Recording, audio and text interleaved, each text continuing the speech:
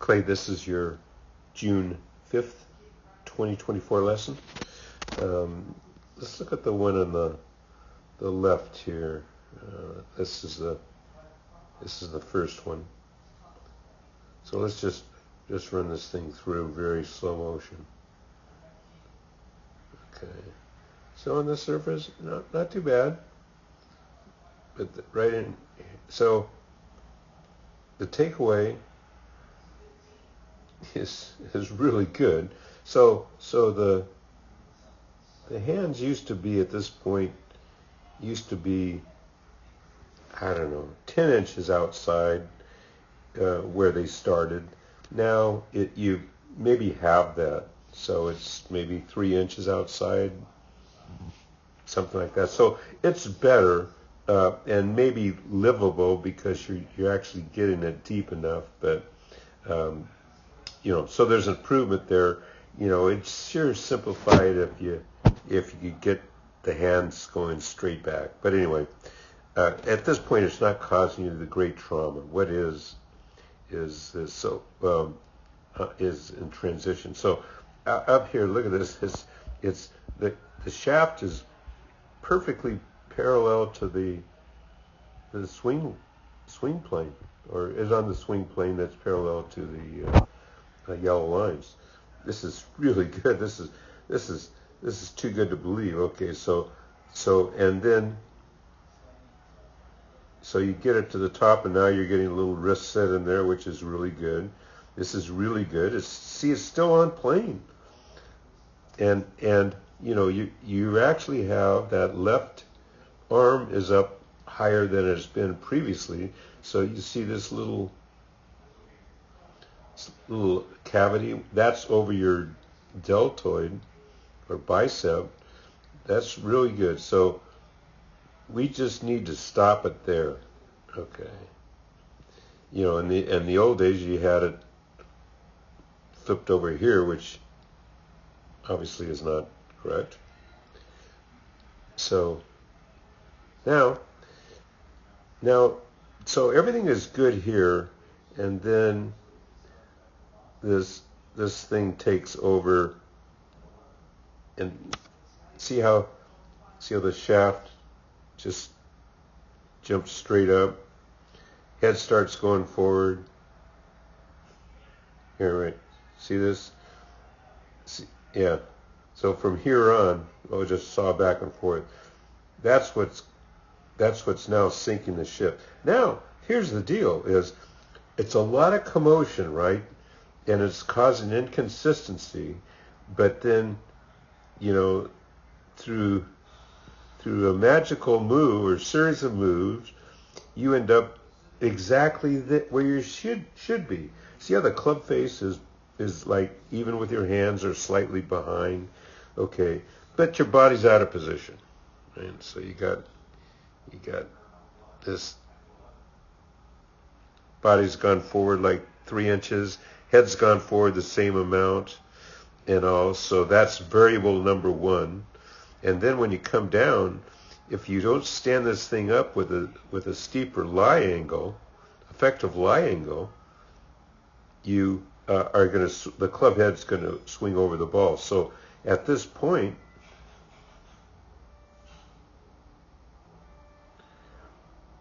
the butt of the club is same. So the variables are your body's moving closer to the ball by 4 inches. That's variable one.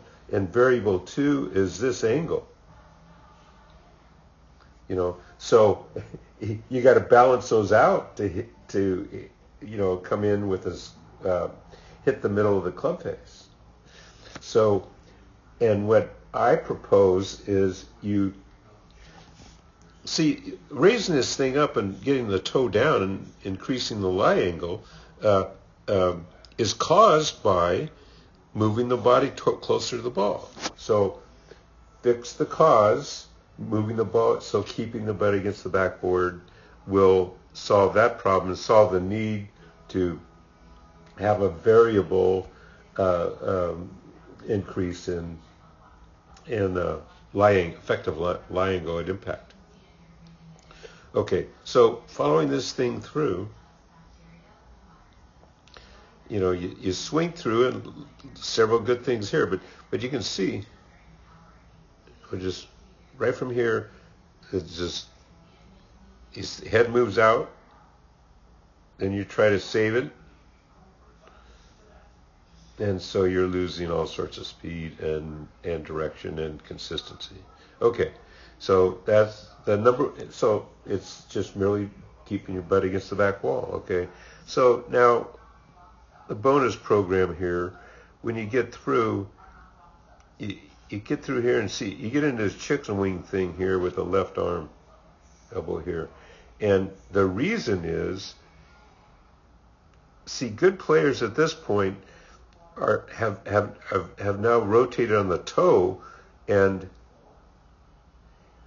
they're basically showing the sole of the shoe back to the fans behind you. Okay, that will free up your hips, free up that shoulder, and you can get that. You can reduce that chicken wing. The chicken wing isn't causing you any great trauma, but eventually you got to fix it anyway.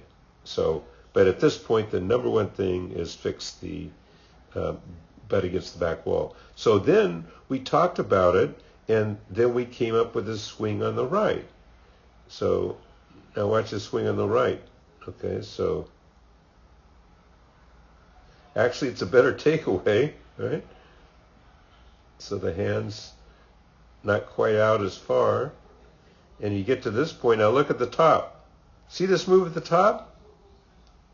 That's really brilliant, right? So it comes here and here versus, you're sick of seeing this, but sorry, as opposed to this move. So, okay, so, but yeah. And what happened here, this is, we gave you a mulligan, and so we went up, we got here, dropped the hands, dropped the hands and kept the shoulder in there. That's good. Then we readdressed the ball. And then we cleared the hips. Then we stood up and went to hit it.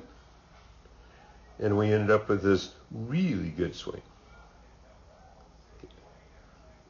It's really good. This really good backswing. And this, you just gotta love this.